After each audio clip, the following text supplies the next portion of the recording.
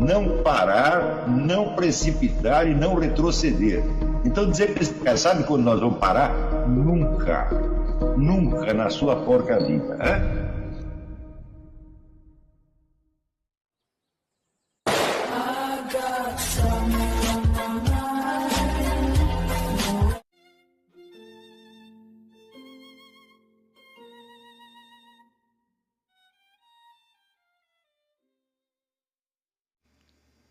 E aí pessoal, tranquilo?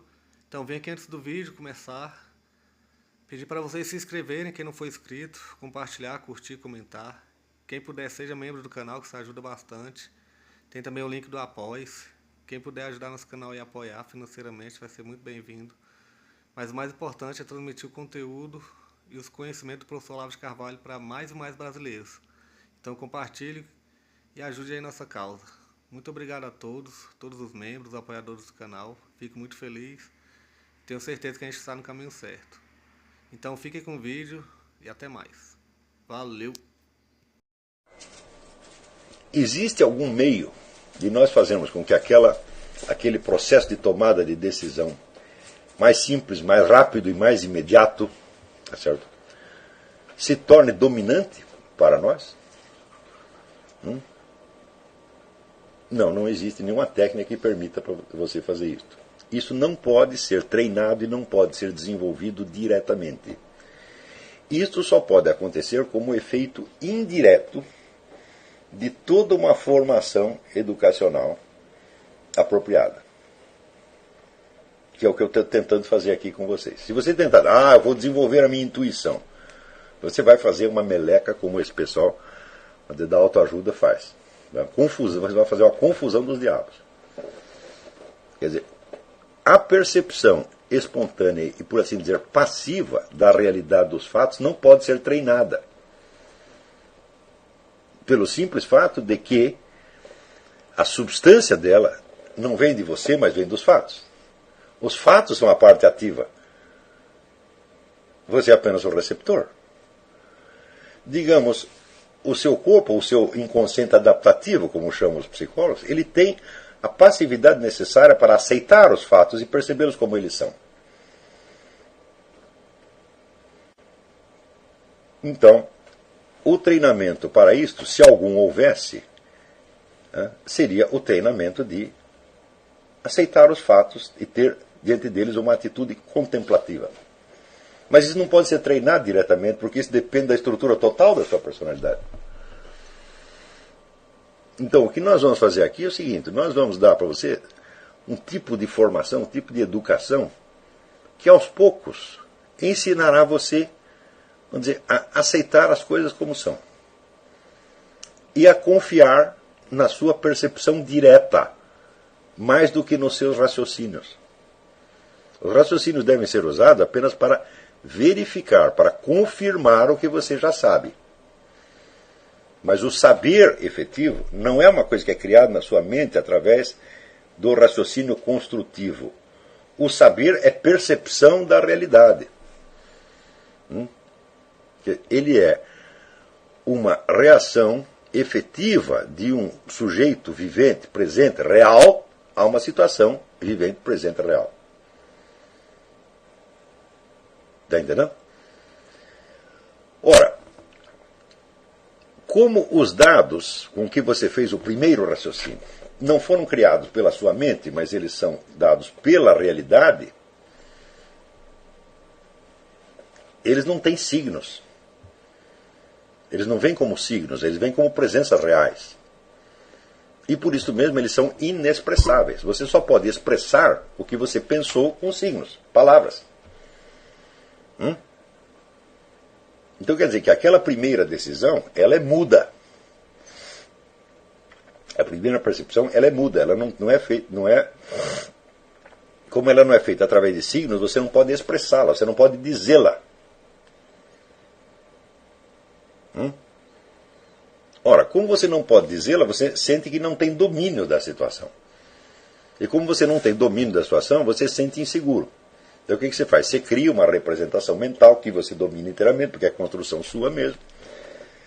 Né? E ao fechar o raciocínio com a conclusão, você acredita que dominou intelectualmente o assunto. Mas acontece que na passagem do fato aos conceitos e dos conceitos ao raciocínio pode se introduzir uma multidão de erros. Não só erros de lógica, mas erros até de denominação, erros de classificação, erros de categoria, erros de descrição. Porque você tem que primeiro descrever para si mesmo os dados da situação, dar-lhes nomes, conceptualizá-los e daí criar, vamos dizer, uma estrutura raciocinativa que lhe permita chegar a uma conclusão. A possibilidade de erro aí é imensa.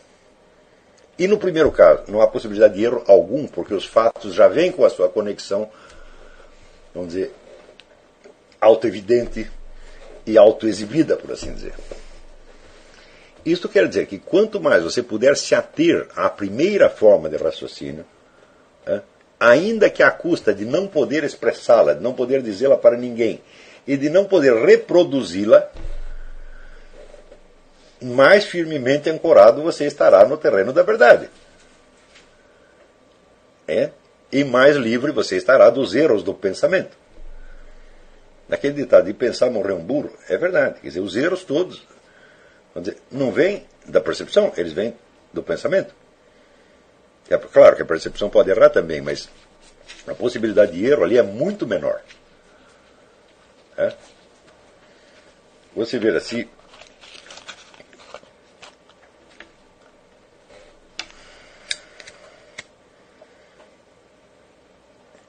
houvesse erros de percepção, na quantidade de erros de percepção como há erros de pensamento, por exemplo, o trânsito dos automóveis na rua seria impossível, porque eles bateriam uns nos outros a todo momento.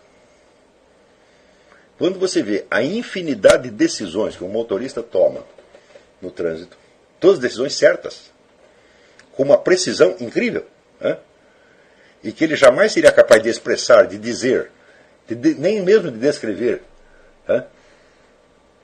e você compara isso com as tolices que as pessoas falam nas discussões. Então é claro que a primeira função cognitiva ela é muito mais eficiente, muito mais confiável do que a segunda. Então, isso quer dizer que na esfera da percepção nós somos capazes de fazer raciocínios indutivos de uma precisão incrível, com grande velocidade, tá entendendo? E uma margem de erro mínima. Ao passo que na esfera da representação e do raciocínio construtivo, nós cometemos erros uns após os outros. Não é você que comete erros, os grandes filósofos todos cometeram erros. Por quê? Porque na esfera do raciocínio construtivo, tudo é criado pela sua mente. Você está lidando, a relação que aquilo tem com a realidade é indireta e meramente simbólica. E frequentemente convencional. Está compreendendo? Então é claro que a margem de erro é maior. E quando nós confiamos no segundo tipo de raciocínio, porque dele nós podemos dar provas, e podemos repeti-lo, e podemos expressá-lo, e podemos fazer com que outras pessoas façam raciocínios idênticos e confirmar, nós estamos nos enganando a nós próprios. Porque, olha, quando você montou aquele raciocínio, você o expressa em palavras, explica para outras pessoas, elas podem montar o mesmo raciocínio de novo, chegar à mesma conclusão. Então, é claro, milhares ou milhões de pessoas podem conferir e dizer para você, é isto mesmo, você tem razão. Só que o que elas conferiram, na verdade? Apenas, vamos dizer, a lógica interna de um raciocínio. A conexão desse raciocínio com os fatos pode ser verificada através de experimentos, mas os experimentos jamais vão reproduzir a situação inteira. São apenas experimentos que esquematicamente coincidem com a primeira situação em um ou dois pontos. Ou seja, mesmo a verificação experimental do raciocínio lhe dará uma certeza muito precária. E curioso, nós estamos há 4 séculos criando uma civilização que só confia nisto.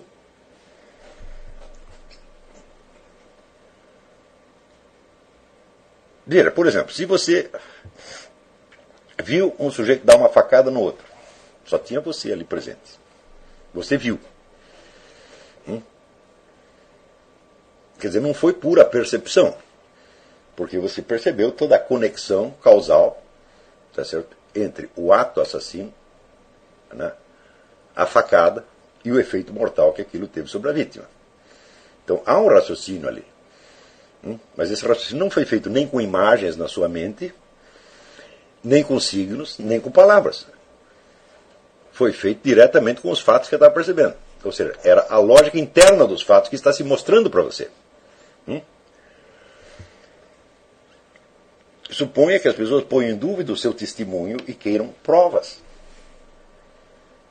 Então elas vão construir milhares de conexões lógicas possíveis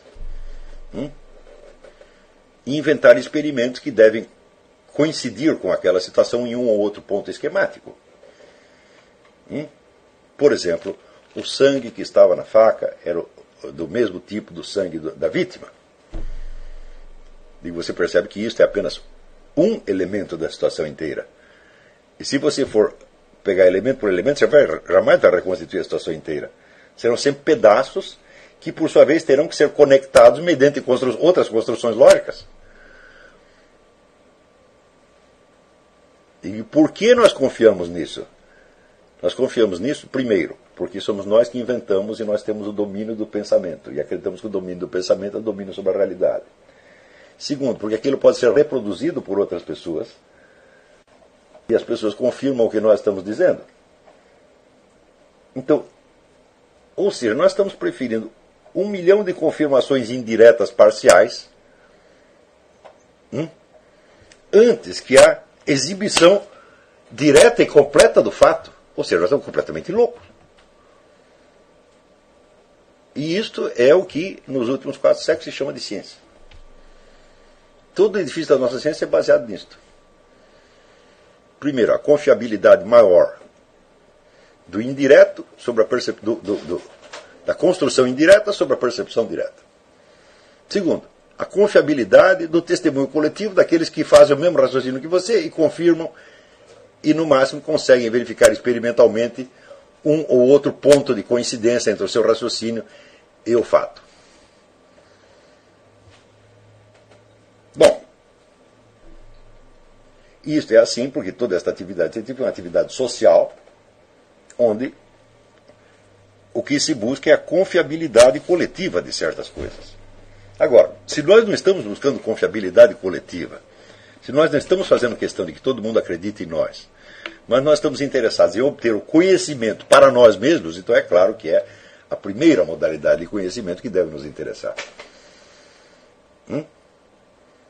Ela pode te dar a certeza total e absoluta, mas você não vai poder, dificilmente você vai poder transpor esta certeza de tal modo que ela se torne confiável para outras pessoas. Está compreendendo? Então, todo o esforço da filosofia, pelo menos na Grécia, foi a de habilitar as pessoas a perceber a realidade. E, para Aristóteles, que foi o sujeito que codificou a lógica pela primeira vez, ele sabia perfeitamente que de tudo que fora percebido na esfera dos fatos, só uma parte mínima era transposta na demonstração lógica. E ele sabia perfeitamente a diferença entre a conexão lógica entre conceitos e a conexão fática entre entes e dados da realidade. Ora, note bem que o processo, aquela percepção que o sujeito teve depois da 10ª jogada,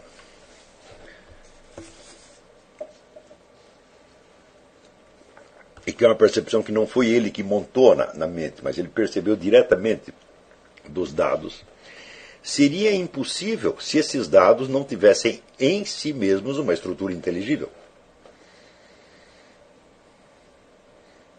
Então você vê que a teoria de Aristóteles, que diz que as coisas têm uma forma inteligível é inteiramente certa. Mas nós não podemos... Veja, quando nós criamos um conceito, nós estamos tentando traduzir em palavras algo do que nós percebemos da forma inteligível dos objetos. Mas o conceito continua sendo apenas um conceito, quer dizer, uma criação da nossa mente. Ele não é uma apresentação, ele não reproduz o objeto, ele o representa. Representa quer dizer, o objeto está ausente agora. Ora, os conceitos são evidentemente inteligíveis. Tá certo? São inteligíveis para nós, porque fomos nós mesmos que os criamos. Eles são, por assim dizer, translúcidos. Mas uma certeza que você obtém a partir de um raciocínio que você montou com esses conceitos continua sendo apenas uma certeza lógica, ou seja, a certeza da conexão entre conceitos. A ligação entre esses conceitos e a realidade continua problemática. Tanto que é preciso a ciência experimental para fazer o quê? Fazer com que, ver se a ordem lógica que você colocou nos conceitos toca a ordem dos fatos em alguns pontos seletos. Porém, no caso da primeira apreensão, foi a própria forma inteligível dos objetos que se revelou a você na sua plenitude. E se apresentou, vamos dizer, de modo imediato. Então, como não foi você mesmo não foi você que criou isso aí, você não pode reproduzir aquilo integralmente. Você está percebendo a lógica interna entre entes com as suas respectivas formas inteligíveis, mas quem criou isso foi Deus. Isso veio de fora, não foi você que criou. Mas este é o domínio da verdade. A verdade é a conexão entre as formas inteligíveis dos seres em si mesmos. O resto é só pensamento. O pensamento pode tocar a verdade em certos pontos, mas ele não pode ser a verdade.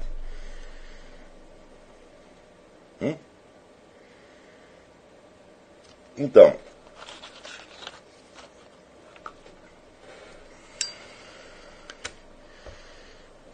quando você estuda para ser um cientista ou ser um filósofo, o que você está fazendo? Você está desenvolvendo conhecimento de maneira alguma. Você está desenvolvendo uma linguagem que lhe permite falar com outras pessoas do seu grêmio e obter delas a confirmação do que você está dizendo. E o objeto, o assunto, as coisas mesmas, estão completamente ausentes disso aí. Você vê, quando você se forma, por exemplo, você recebe o seu diploma de mineralogia, não tem nenhuma pedra ali presente. Só tem o grêmio dos mineralogistas, o reitor da universidade, etc, etc. Ou seja, você está se movendo não no terreno da relação com os objetos da sua ciência, mas no terreno das relações humanas. No terreno, portanto, da subjetividade coletiva. O terreno intersubjetivo, não no objetivo. Está compreendendo? A relação objetiva com a realidade é pessoal e intransferível e muda. É na hora em que o mineralogista pega a pedra e olha, e ela revela para ele a sua estrutura, portanto a sua composição, e portanto algo da sua origem, da sua história. Nesta hora é que existe o conhecimento. Depois disso, só o que existe é, vamos dizer, a transfiguração disso em símbolos e a comunicação humana. E a perda nesse processo, que há nesse trajeto, é imensa.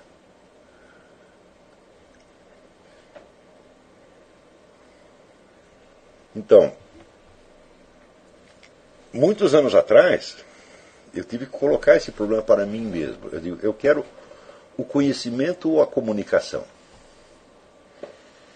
Eu quero saber o que as coisas são mesmo, ou eu quero ter um discurso que seja aprovado pela coletividade dos que acham que sabem. E vocês também vão ter que fazer esta opção. Então, aí eu percebi uma coisa muito importante. Você saber algo é saber algo que os outros não sabem. Se você só sabe o que os outros sabem também, tá certo? Então você está se movendo dentro da esfera de um recorte comum que vocês fizeram da realidade. Mas quando você está em face da própria realidade, que não foi você que criou, que não é você que domina, né?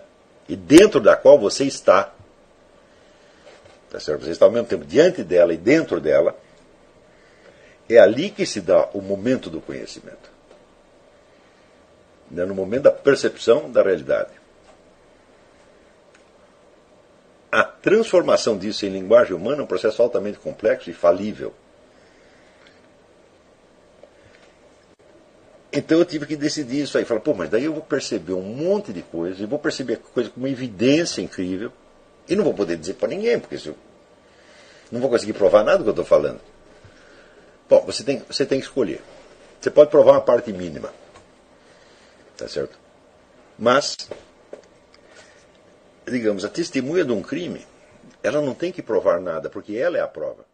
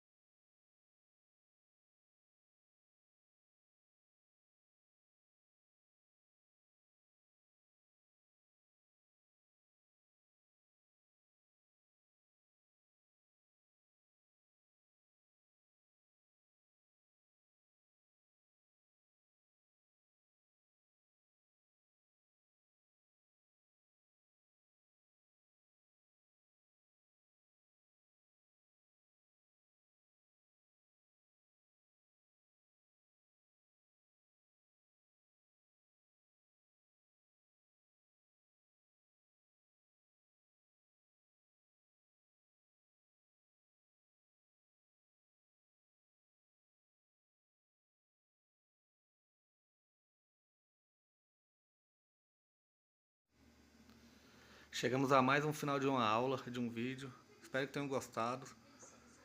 Quem não se inscreveu ainda, se inscreva, compartilhe, comente. Ajude o nosso canal, apoie, seja membro. E ajude o nosso canal a chegar a cada dia a mais brasileiros que precisam muito do conhecimento do professor Olavo de Carvalho. Então é isso aí, fique com Deus, até o próximo. Valeu! Então é isso aí, pessoal.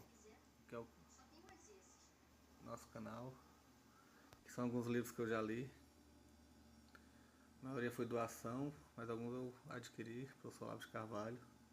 Alguns livros se perderam aí que eu emprestei, professor Alexandre Costa, a Bíblia Sagrada. 10 lições sobre Karl Marx. Indico a não ler esse livro, que é muito ruim mesmo. Alguns pensadores aqui que realmente, como o professor Olavo de Carvalho disse, não são pensadores. Valeu, tamo junto aí. Apoie nosso canal, seja membro.